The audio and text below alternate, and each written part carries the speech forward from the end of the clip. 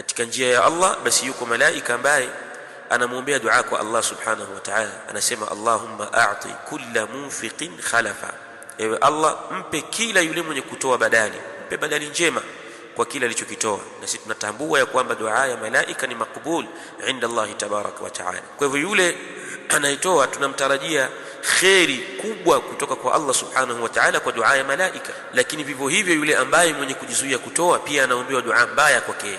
Malaika husema Allahumma a'ti kulla mumsikin talafa, ewe Allah mpe kila yule ambaye mwenye kujizuia kutoa maangamivu, mpe kila yule ambaye mwenye kujizuia kutoa maharibifu. Ndio utamkuta mtu biashara zake hazieleweki, mambo yake hayaeleweki, familia yake hayaeleweki, maisha yake kwa ujumla hayaeleweki, kwa sababu ni mtu ni mumsikun, anajizuia katika kutoa kwenye njia ya Allah subhanahu wa ta'ala. Kwa hivyo njia hii mlionayo ndugu zangu Waislamu ni njia ya khairi, mnatakiwa kuzidisha zaidi. Kama ulikuwa unatoa 100, basi ongeza zaidi iwe 200.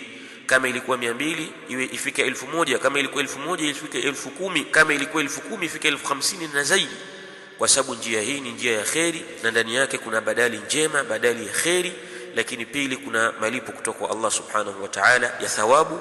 Lakini vile vile Mtume sallallahu alaihi wasallam anasema man bana masjidan lillahi bana Allahu baitan fil janna, yule atakayejenga msikiti kwa ajili ya Allah, basi Allah vile